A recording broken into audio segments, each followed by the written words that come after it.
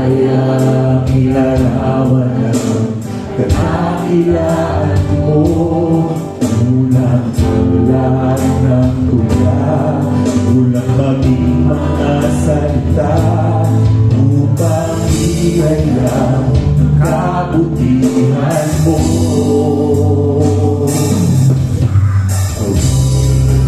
Kuman lahat ng awit sa mundo, di kayang ilarawan ang kadakilaan mo. Ulang lahat ng tula, ulang maging mga salita, upang ihayag ang kabutihan mo.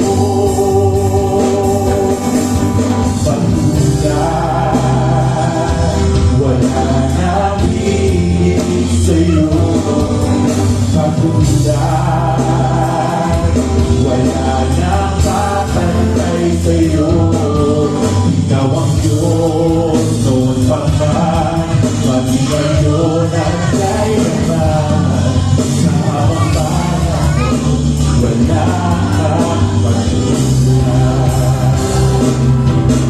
pagkulang. Wala nang hihingi sa'yo, pagkulang. Wala nang papantay sa'yo. Ikaw ang Diyos noon pa man, maging ngayon at kailanman.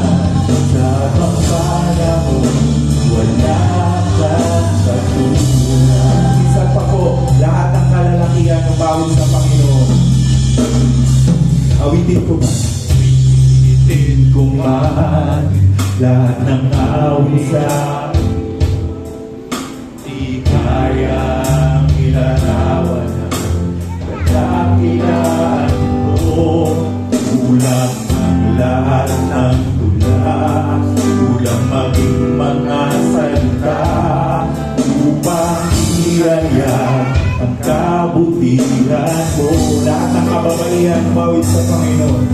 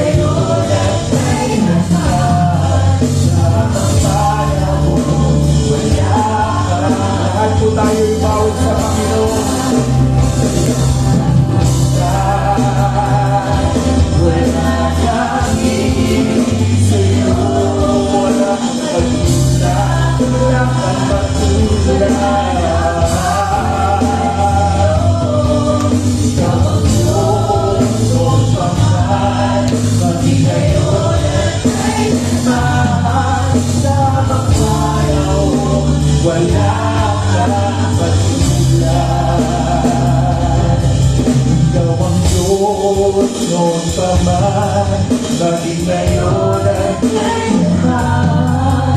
Sa pagmanaw mo, wala kang pagkulang. Ikaw ang Diyos noon pa man, maging ngayon at kailanman. Sa pagpanahon,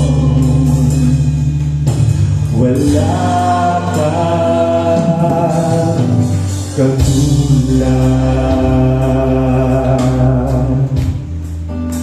Hallelujah. Patuloy, Panginoon, ang aming pagpuri at pagsamba sa iyo, Panginoon, ngayong umaga nito at sa susunod pang mga panahon. Sa iyo, Panginoon, ang aming pagpuri at pagsamba sa dakilang pangalan ng iyong anak na sa Jesus. Lahat ay magsabi na Amen at Amen. Palakpakan po natin ang Panginoon.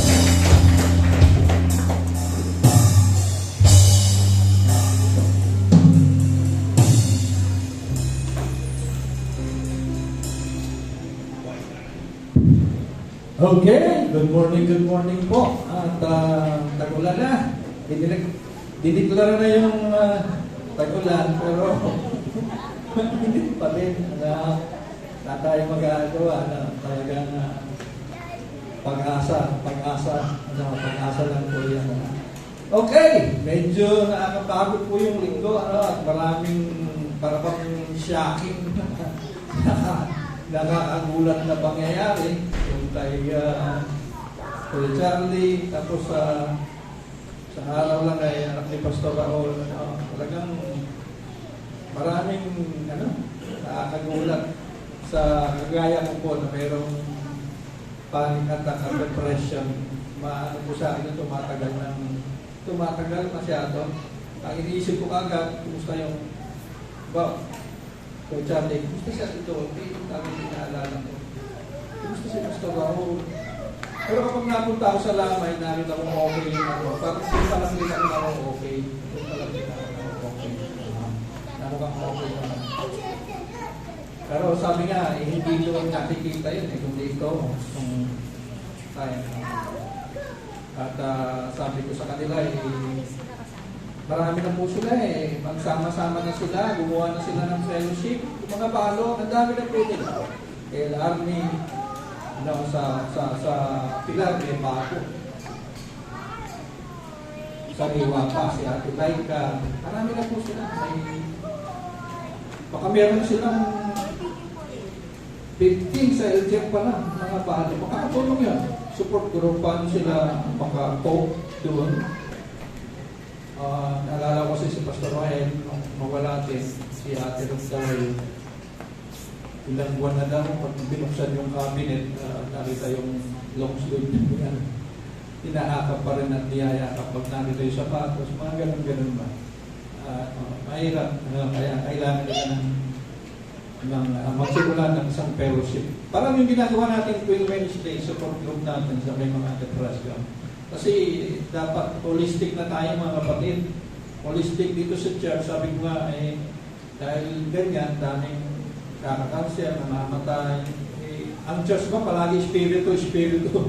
Palagi spiritual lang. Hindi po, dapat holistic tayo mga kapatid. Papakialaman natin ngayon, pati yung ating kinakain at lifestyle. Sa meeting po namin sa Pastoral Council, laging request na ngayon, gulay. Lagi natutako sa po yun. Si Pastor Henry, nakasama ko pong nagdi-deliver sa truck sa iba't ibang probinsya. Lagi namin target nun, itpol yung egg. Diyan sa highway na, itpol yung egg. Ngayon, ala na. Ang hinahanap niya kahit na sikat na restaurant, munggo. Munggo na lang hinahanap niya. Sabi ko, pambira ka, max na ito, munggo pa rin hinahanap mo. Pero ganun talaga hindi ingatan po natin yung ating kalusugan. Pero ngayong umaga na ito, mga kapatid, sabi ng Panginoon, hindi lamang sa tinapay ng buhay ng tao, ito yung time ng ating paghigop ng kalakasan. Nakapagod ang buong linggo, dami nakapanlalambot na pangyayari, pero kanino ba tayo hugot ng kalakasan? Meron po tayong isa pang napapagod sa atin, yung kaluluwa natin. At yung kaluluwa po natin, hindi po siya kumakain ng spaghetti, ng hotdog, mga kapatid. Hindi rin natin siya napapaganda sa magitan ng guluto tayo, nakatulungan. Ito po kailangan niya, yung salita ng Panginoon. Kasi tayo po mag-i-exist pa rin. Mapunta ka man sa sementeryo, mabubuhay ka magpakailan mga kapatid. Umuwi tayo sa Panginoon. At yung kaluluwang yan na napapagod, ito yung ating time ko para pressing linggo ng umaga. Kaya makinig po kayo. Medyo controversial na naman yung ating message, mga kapatid. Title po nito ay Scandal of Grace. May mga churches hanggang ngayon dito matanggap, nag-aalala sila. Bakit nga ba sila nag-aalala? Samantalang si Jesus ay punong-puno ng biyaya. Full of grace talaga si Jesus. Kaya lumalabas sa kanya ang biyaya. Ang kantsaw sa kanya ay kaibigan ng mga makasalanan. Kasi nakikihalugin. Galit na galit yung mga banal, yung mga pariseo, yung mga merong self-righteousness nung time niya. Galit na galit. Dapat sa amin ka sumasama. Sumasama ka sa mga mamingin. Bakit ka doon ka sumasama? Sa mga korap, doon ka sumasama. Dapat sa amin. Na-open sila. At ngayong umaga, sa buong June pala, ito yung ating tema, Scandal of Grace. Para maintindihan nyo, bakit nga ba sinabing scandal yung grace? Di ba pinakanta natin yan? Scandal of Grace. Medyo mixture pa nga ng konti yun eh. Okay, Scandal of Grace, skandalosong biyaya sa Tagalog mga kapatid. At kinuha natin yung ating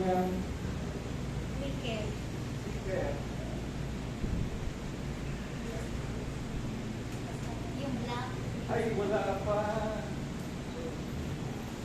Skandalosong biyaya. Skandalosong. Kinuha natin sa Lucas 5. Sa Lucas 5 po yung ating text, mga kapatid. Kunin muna natin yung verse 30. Ready na kayo? Ready na kayong kumain? Kunin muna natin yung verse 30 sa Tagalog. Sinabi nila sa mga alagad ni Jesus, kasaguyang kumakain, kahalubilo nila mga tax collectors na itinuturing ng mga magnanakaw.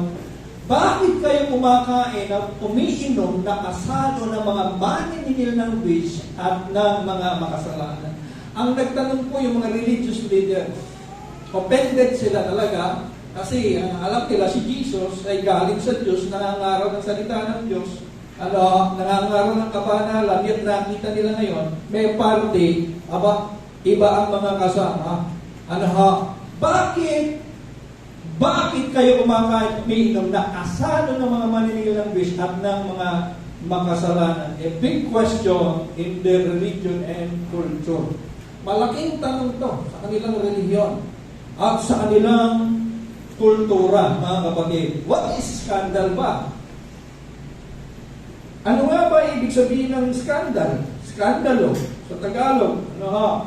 Tingnan ko po sa iba't ibang diksyonaryo, halos pare-pareho po ang sinasabi.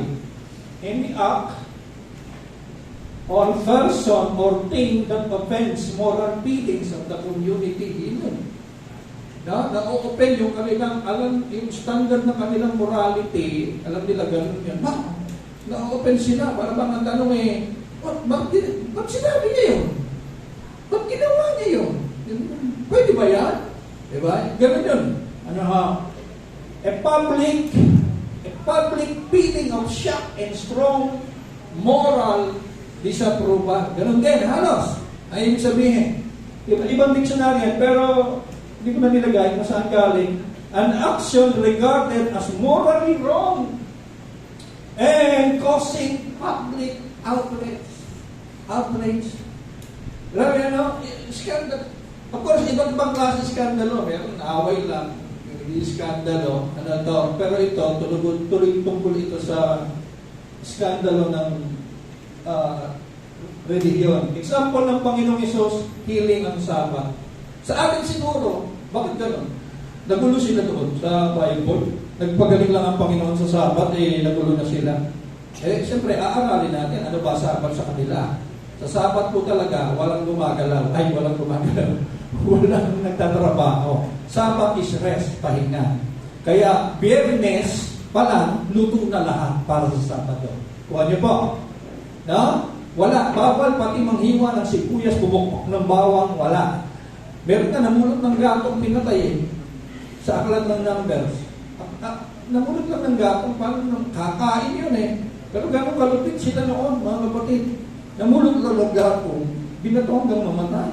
Grabe, parang di na makatao yung batas noon. Kaya nakakapagod talaga. So, Sabat, nagpagaling si Jesus, na-iskandalo sila. Kaya nga sabi ni Jesus sa mga na-iskandalo kayo ba, pag merong tupa, nahulog sa balon, araw ng Sabat, anong gagawin nyo? Oy, tupa, pasensya ka na sa Sabat ngayon. Babalikan kita bukas maaga ako madaling araw. Di ba? Sabi ba gumawa? At ano ba mabuti? Masama pa gumawa na mabuti. Araw ng Sabat, kabutihan ang gagawin mo. Sa kanila ganun, huwag ka talagang gagalaw Araw ng Sabat. Pero alam natin, lahat ng yun, pakunwari lang. Para lang yung mga Ramadan din. Ramadan. Walang kain, pero ang kwento sa ating gabi, kung kakainin nila sa maghapon, bukas, kinain na ito nilang lahat. Alam natin, lahat ng religious rules, mga laws, may daya po yan. Healing on Sabbath, Yung hinuli, babae na nakiapit, ng ano niya, hinuli, ang in-expect nila kay Jesus, i-condemn ni Jesus yun, hatulan, batuhin hanggang mamatay. So, skandalo na naman yun para sa kanila. Ano ba ito? Dapat i-condemn. Pero naisahan sila ni Jesus dun eh. Sige, bumato na lang yung walang kasalanan. Uwi-uwian na. Bumato yung walang kasalanan. Uwian sila. Lahat sila guilty. No? Ano pa? Releasing forgiveness. Si Jesus, sabi niya dun sa paralitiko, tinatawag na ang iyong kasalanan. Oh, skandalo yun. Bakit? Open na naman sila. Bakit? Diyos lang ang pwede magpatawad. Sino ka para magpatawad?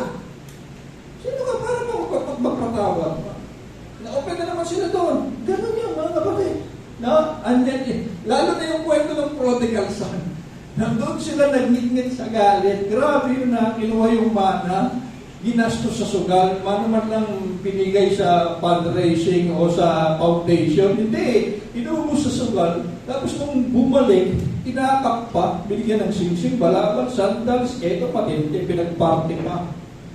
Kaya nagmukmuk talagang sumiglang sa galit yung panganay, napagod na pagod sa hulo, sa farm.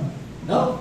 Ang dami na open sa istorya na yun. Bakit? Ang dami na parusahan. Pero hindi, pinag-party. No? So Jesus ay full of grace. Mamaya maintindihan niyo po yan, mga kapatid. Ito sinasabi natin, laging may na-open o na-aapektuhan kasi hindi yon ang nakasanayang practice o turo. Kaya ngayon, din sa church, mga born-again churches, pag may bagong turo, di ba delikado yan? Di ba delikado yung turo ng pastor? Baka, maraming nag-aalala, maraming nag-open. Lalo na dito sa grace, skandaloso daw. Kaya madalas ang tawag ay heresy or heretic yung teaching. Heresy, heretic, mga kapatid. Heresy, religious beliefs that is opposed to what is generally accepted. So, hindi yung tanggap ng born natin, yung turong ganyan. No? Kadalasan ng truth, sabi ni Lapis,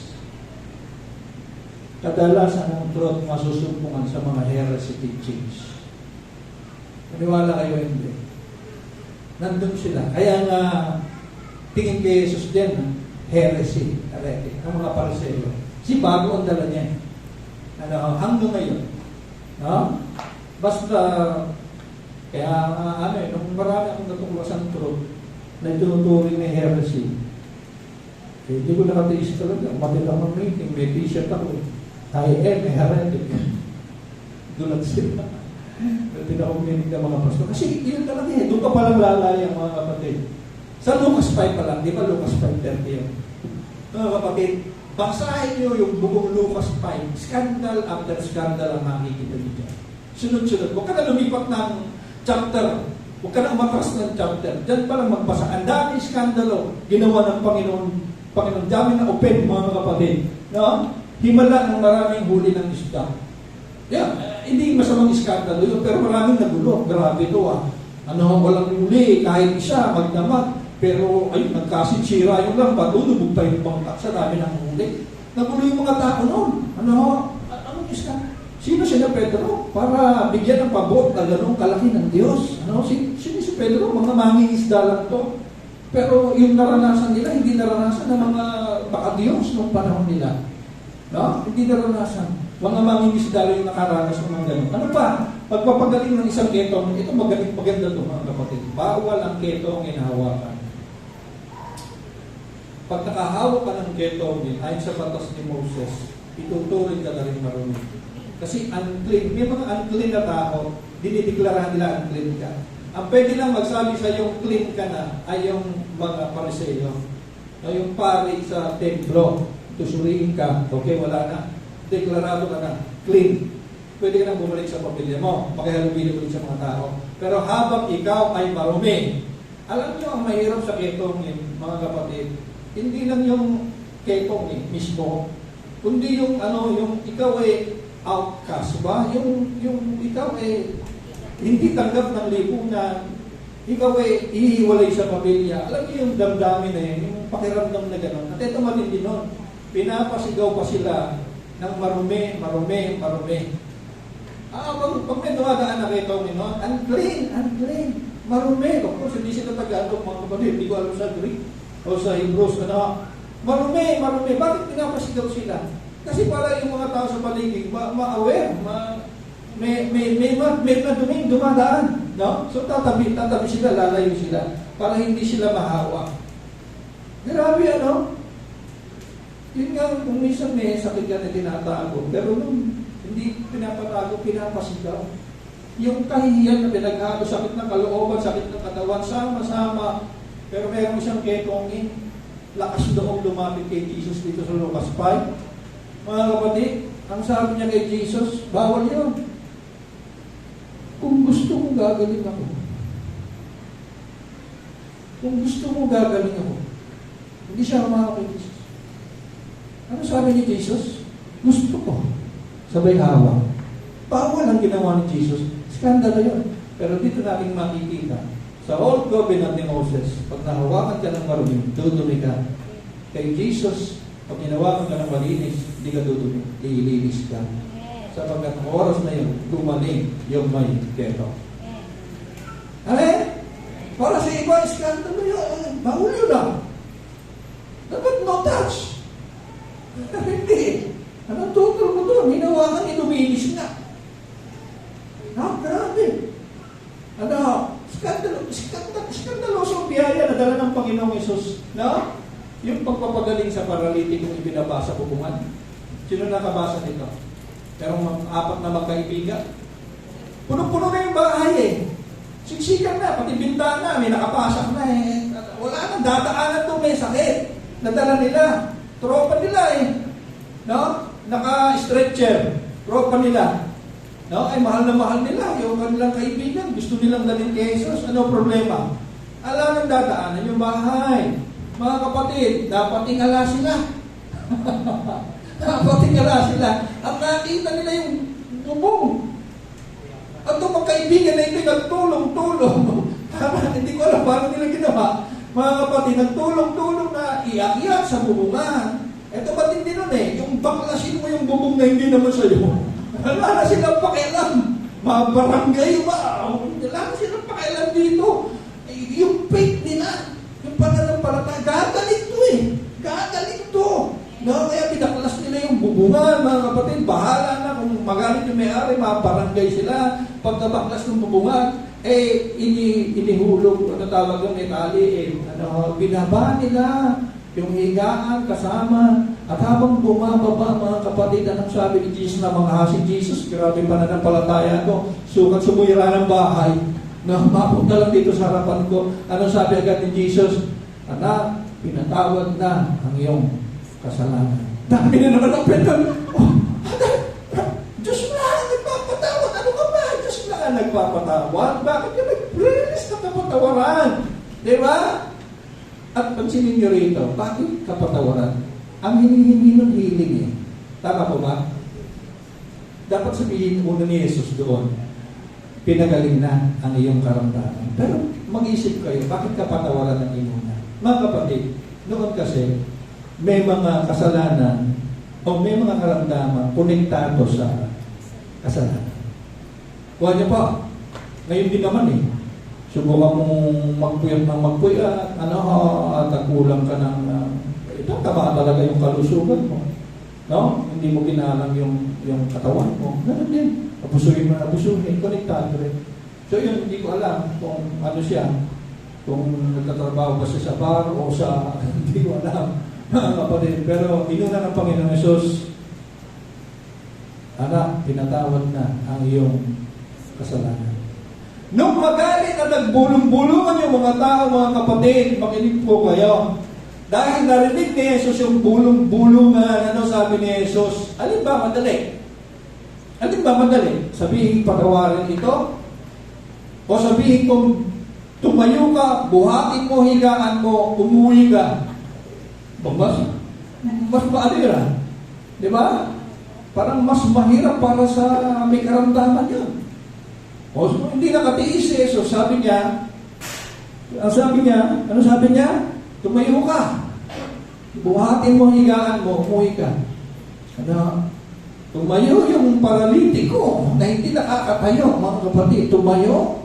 At hindi lang yun, partida pa, nagbuhat pa ng higaan. At umuwi. Masunuri naman, mga kapatid. At ang daming namanghato, mga kapatid. Amen? Pero alam niyo, mas mahirap yung forgiveness. Di ba, natatataan niyo pa ang lesson na to? Mas mahirap yung pagpapatawad na nirelease ni Jesus doon kaysa doon sa sinabi niya. Para maintindihan niyo kung bakit mas mahirap yung kapatawaran. Tinatanong niya, ano ba yung madali? Patawarin siya o magbuhat siya naman? Kasi sa pagpapatawad, kinailangan niyang mamatay sa krus. Bayaran yung kasalanan.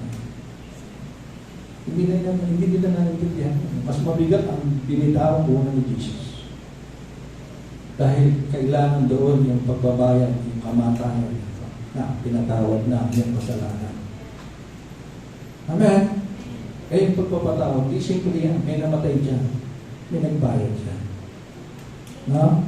Mas may impacto yan. Yung tinanggap natin lahat na kapatawaran, grabe yun. Amen!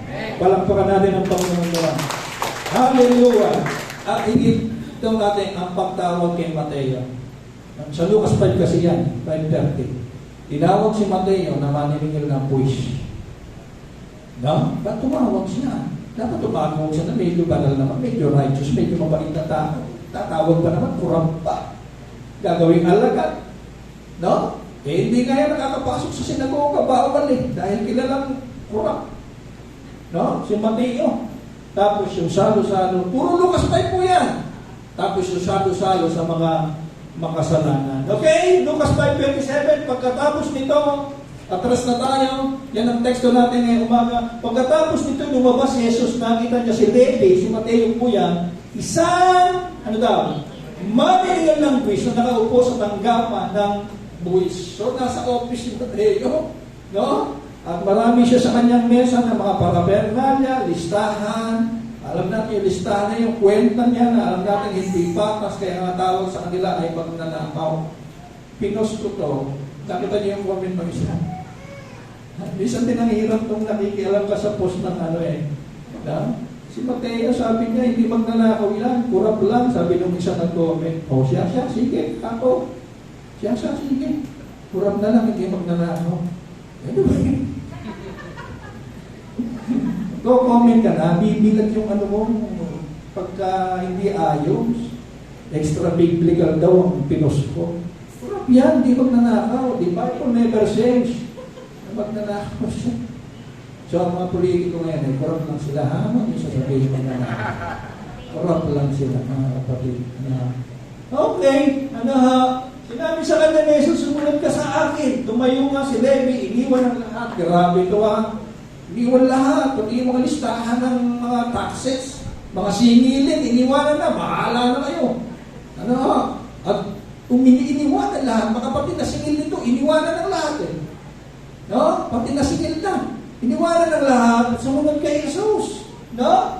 Sino ba yung mga maniningil ng bisig nga? Laliman pa natin. Tax collectors were backed by the Roman Empire. Jews had no option but to pay. So, ang government noon, Roman Empire, sakop sila para tayo ng panahon ng hapon nasakop. So, ang gobyerno noon, para sa panahon ng hapon, may mga nagtrabaho din sa gobyerno ng hapon, mga Pilipino. Si Mateo, nagtatrabaho siya sa gobyerno ng Roma. Kaya, inis sa kanya yung mga kababayan niya, mga Hudyo. Ang tingin sa kanya, makapili ba yun ng panahon ng hapon? Makapili. Parang gano'n, traitor sa bayan, gano'n ang tingin. Kaya, yung community sa kanya, talagang naiinis sa kanya. Pamilya niya, kinakaya siya, mga kapatid. Hindi siya tanggap. Bawal nga sa simbahan yung mga yan, sa templo, sa sinagoga. Bawal sila. Bakit? Identified sila bilang mga pagnanakaw talaga. Alam niyo si Mateo, kaya nilang patigilin yung mga galing sa farm, na maraming naaning gulay at prutas, kaya nilang patigilin yun. May power sila. At singilin, ilan yung buko? Rambutan. Bukod sa pera, mga kapatid, pera ba yung kickback, no? Nangyayari yan, di ba? Punta kayo aluli sa stick pa siya lauli. Stick pa siya layak. Minsan yung mga kargado ng prutas, akala mo, dokumento lang ipapakita. Hindi, may kasabay, may binubuhat na lang ka kung ano yung, kung ano yung kargada ng truck. Ay, yun yung mga padulas doon. Kaya sa atin, ayaw nila tayo, ayaw nila. Bakit? Biblia. Gusto mo, Biblia? Pag na-checkpoint tayo, ano gusto nyo? No? Sabi nga ni Pastor Henry, sa Costa, pumasok siya. Ano ba yung container nyo? Babasahin po. Ito po, gusto nyo. Saan mo gusto mapunta? Impierno o langit? Gusto nyo po ito? Ay, huwag na. Sabi pa nung custom, sa sobrang takot niya, nagbigay ng 200. Hoy, basta, i-operate mo ako sa linggo. Gano'n siya lang. Natawa ako, binigay daw ng 200. I-operate daw sa linggo. Ganun yung mga taga-custom. Parang sila sa kayo din. Sabi ko kay Pastor Henry, wala akong balitang nakarating sa operate yung... yung totoo kwento naman ka. Magkano ba talaga? Okay, yan na. Purihin ng Panginoon. So, back up sila ng mga Jews. And then, mga kapatid, the Jews suffered more because of their greediness. Kasi kung maningil talaga sila, sobra. Laging sobra kawawa yung mga sinisingil po nila. Kaya sila kinamumuhian, sila kinakahiyan ng pamilya, mga kapatid. Pero ito matindi. Itong sinusukan ng lipunan na ito na si Mateo, tinanap ni Jesus si Mateo. Tinanap. Bumubuo siya ng 12 taon eh. No? Natawag na si Pedro, pumunta sa tabing dagat. Si Andres, natawag na rin, mga magdaraga. Pumunta naman, itong pinupuntahan ni Jesus, grabe, mano pumunta sa seminaryo, di ba? Pumunta sa, hindi, pinupuntahan niya talaga yung mga isusukan, yung masisyak yung mga tao, hindi nag-aaral, no? Hinanap si Mateo, tinawag, at isinama niya sa grupo niya, ginawang alaga. Tumating dito na ginawang alaga. Ginawang alaga yung magnanakaw. Yun. Mga kapatid. Ganun pumili si Jesus. Mga kapatid. Pagpili pa lang ni Jesus, skandaloso na.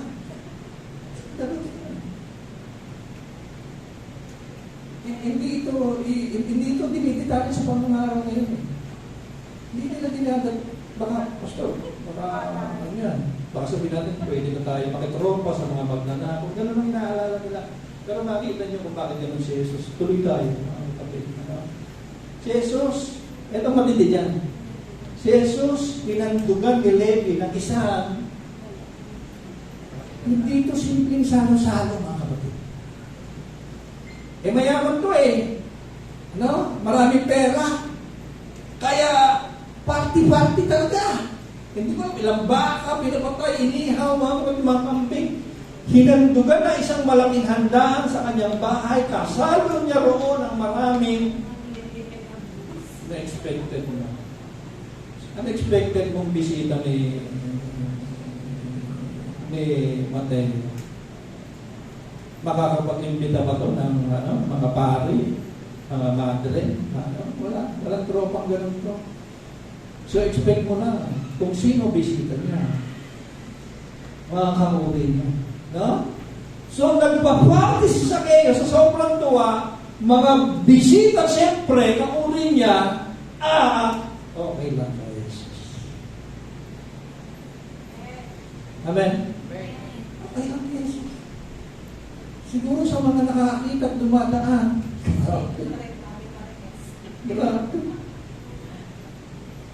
Ikaw, subukan mo. Party ng mga kubrador.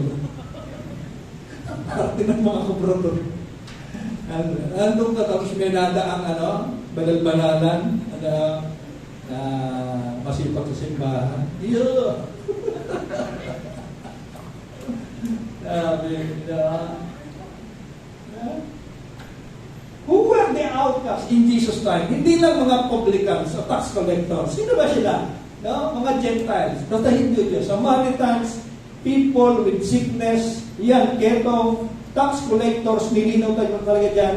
sinners like fornicators, gambler, and people that were considered unclean. Katulad din ng mga shepherds, mga unclean yan. Yung mga pastol, kasama po sila, kawawa sila. Yung mga pastol na nga lang, outcast pa sila. Kasi alam nila sila yung mga walang panahon sa Diyos, hindi naliligo, mga amoy ng kaalaga nila. Ganon sila. Kaya hindi sila tanggap shepherd.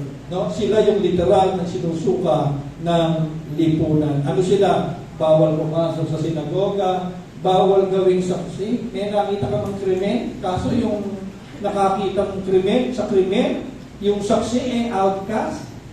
Ano? Ay, wala. Pasensya ka na. Yung witness mo, wala kang laban. Pastol lang pala eh.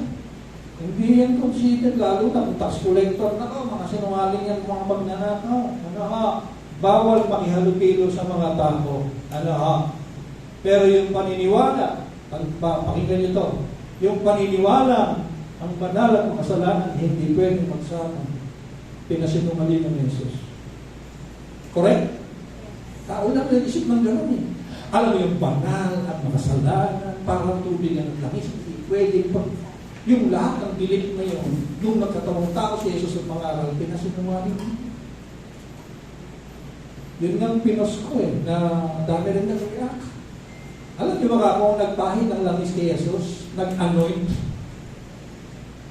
tinatawag na babaeng makasalanan, Maria Magdalena, sumugod sa bahay ng isang Pariseo, bisita si Jesus, walang ginawa kundi punasan ng langis si Jesus, punasan ng langis. Wala ulog ng talampakan.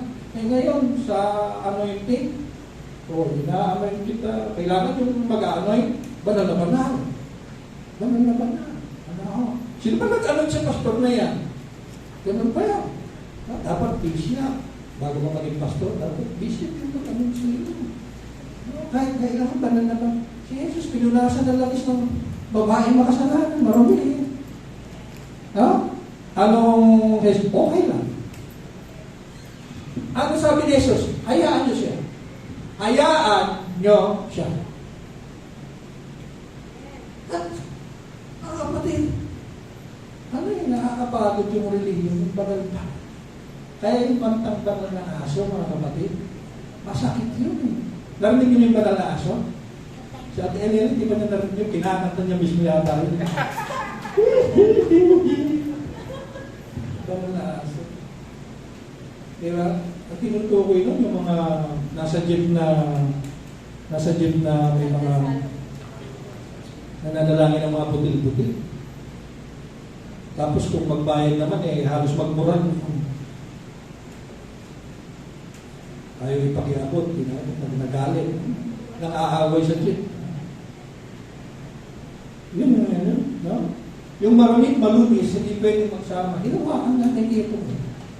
Hinawakan natin dito. Pinasinulong yan ni Jesus. So sa kasado niya roon, 29, balikan natin. Kasado niya roon na maraming maniningil ng bis at iba pang mga tao. Imagine. Parte ng mga magnanakaw, nandun ka. Parte ng mga marurumi, parte ng mga makasalanan, nandun si Jesus. Nandun si Jesus. Nakikisalo.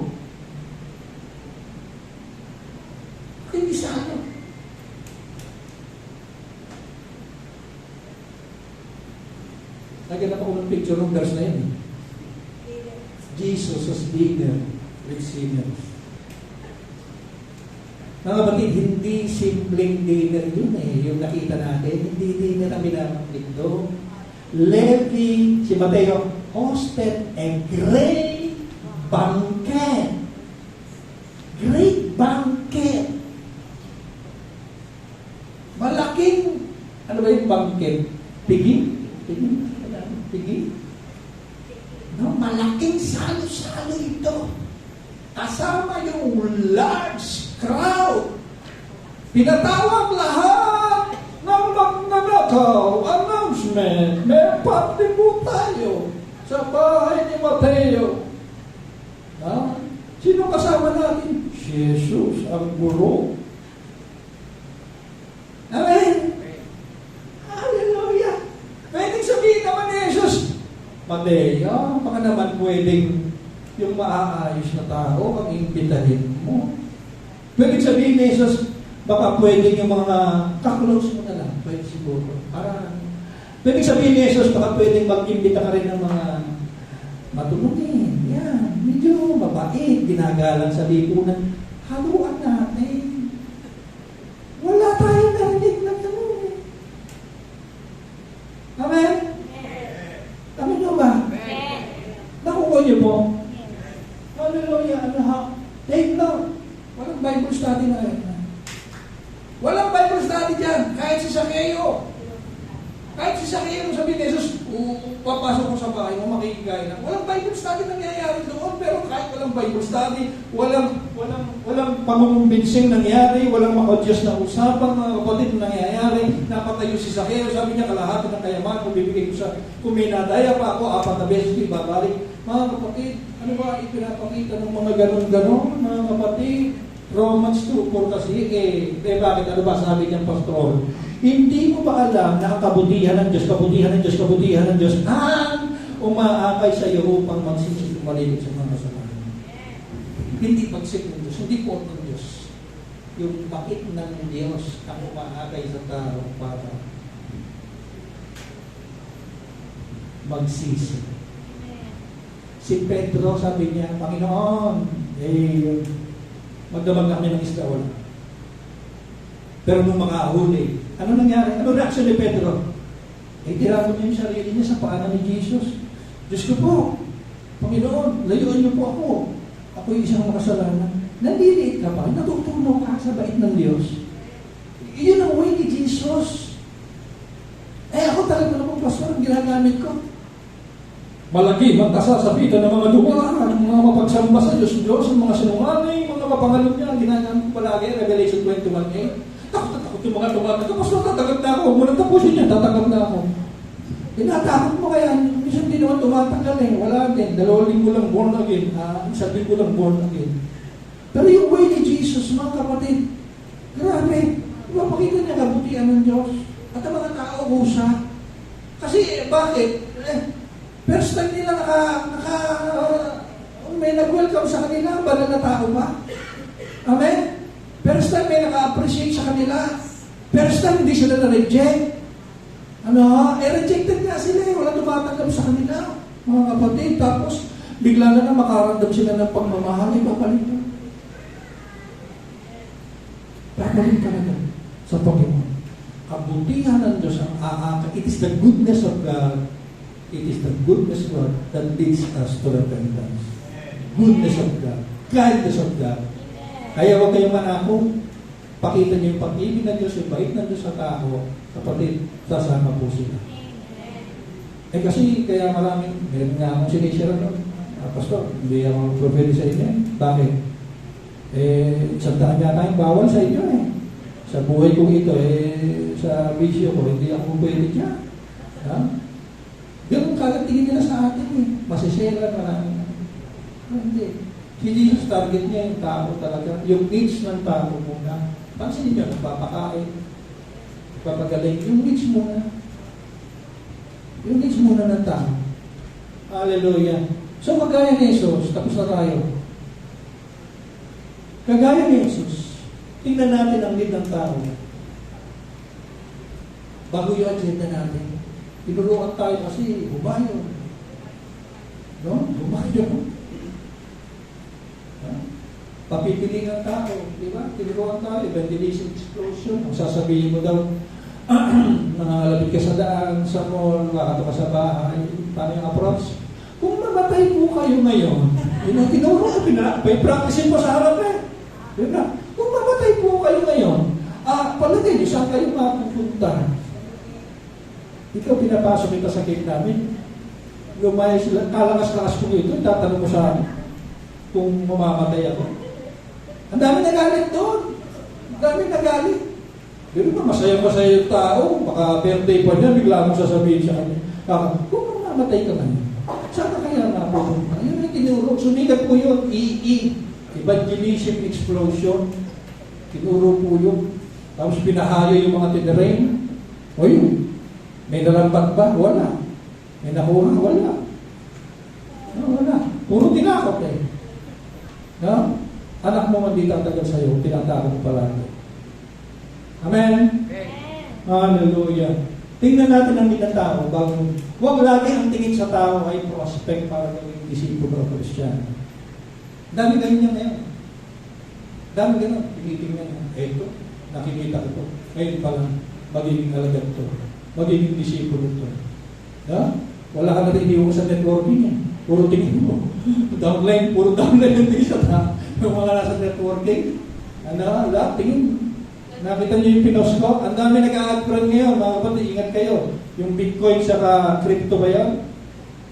Hindi naman masama kung nandyan na kayo. Pero ako talaga, mga kapatid, ayaw ko yun eh. At tinitingnan ko muna yung profile. Sabi ko, yung pinost ko, sabi niya, meron daw siyang sabihin sa akin ang maraming benepisyo. Friend, ako, I don't like crypto, networking, or bitcoins. Nabis mo yung $10,000 bigli. Bigla ko na, tapos na ako sa ano. Ganun na. Meron pang mission eh. Pumunta dito sa Balanga, taga-tanda. Pastor, nasa Balanga ako ngayon. Baka naman pwede ka namin dalawin sa bahay. May isi-share lang ako. Alam ko na. Yung mga ganyan. Pastor, wag lang po networking mo. Kakanya. Ay, networking. Dito ako pinagpala ng Panginoon. Pasensya na po, Pastor. Nakapagod, mga kapatid. Tingin na. Hanggang ngayon, may mga simbahan naman, ganun din ang tingin sa mga tao. Gusto maging membro, maging ligtas. Wala nang pakialam. Hindi mo alam kung ano pinagdadaanan ng tao. May anak pala siyang adik, may asawang sugarol, tapos langit ang inaalok mo. Buti pa yung St. Peter, kahit paano may anak. Pero yung langit saka impyerno, yung St. Peter, sigurado yun, may pupuntahan. Amen? Hallelujah. Si Jesus, madalas, iba ang ginagawa kaysa inaasahan natin. Doon sa kasalan sa kanan, dapat Bible study yun, pero nakikikain siya. Kay Sakeo, dapat Bible study yun, pero nakikikain siya. Kay Mateo, dapat Bible study yun. Kung tayo yung puro Bible study yun, puro share ng gospel, share, pero nakikikain siya. No pressure. Nandun lang siya. Walang panghihikaya. Kita niyo po. Ni wala siyang agenda na magpapalit ako ng bait para mahikaya ko siya. Hindi eh. Natural siyang ganun. Pinapakita lang niya na ganun siya. Ganun talaga siya. Sumunod ka. Ayaw mo, okay lang. Amen? Amen? Kaya para sa iba, skandaloso ang biyaya. At hanggang ngayon, grace mo ngayon. Sama-sama yung mga pastor nga, dyan sa dating sinihan, may nakatabi ako sa muli. Taga-uraming pastor. Pastor, dito ba sa Balanga, meron Diyos na grace? Ha? Meron. Sino? Ako. Amen. Amen. Kasi ang dami nga na eh. Nakakapagod na. Sa church, dapat nakikita, nare-realize ang pag-ibig ng Diyos. Ang gospel po ang pag-ibig ng Diyos. Tandaan natin, ang gospel tungkol sa pag-ibig ng Diyos sa atin, hindi siya tungkol sa pag-ibig mo sa Diyos. Amen? Hindi tungkol sa ginagawa mo, kundi tungkol sa ginawa ni Jesus sa krus. Ang bida ngayon, yung ginagawa ng maraming membro. Pero ang bida talaga dapat yung ginawa, hindi yung ginawa mo, ginawa ni Jesus sa krus. Yun ang gospel. Amen? Kaya ayaw ito ng mga pagod-pagod, nagsasakripisyo, nag-ayaw ng 40 days, 40 nights, Kasi dito sa grace, ang sikat ang Diyos. Ang bida si Jesus. Ang ginawa ni Jesus. Sino si Jesus? Ano ang kanyang ginawa? Period. Yun lang. Palagi na ganun. Amen? Amen? Tayo po tayong lahat, tayo po magsasalamat. Panginoon namin Diyos, salamat ng marami, Panginoon. Tunay na ang salita ang may kalakasan. Salamat, Panginoon. Totoong punong-puno ka ng biyaya. At dahil punong-puno ka, hindi makapaniwala yung mga tao, Panginoon. Kahit sa panahon mo, na-open sila, Panginoon. Bakit po? Sapagkat sa tingin nila, yung mga taong dapat parusahan, minamahal mo, Panginoon, tinatanggap mo, na para sa tingin nila, hindi ka dapat, hindi ka tanggap-tanggap, pero katanggap-tanggap pa rin sa iyo. Tunay na ikaw ang Diyos ng pag-ibig, at ang pag-ibig mo, totoong unconditional. Unconditional na unconditional po talaga. Hindi unconditional na may kondisyon. Salamat po, Panginoon. Tunay kami napalakas, Panginoon, ang mga salita mo, Panginoon, na punong-puno ng pagmamahal sa amin. At tila pa hinayakap kami ng iyong mga salita. Kino-comfort kami dito, Panginoon. Salamat po. We thank you, Lord. In Jesus' name we pray.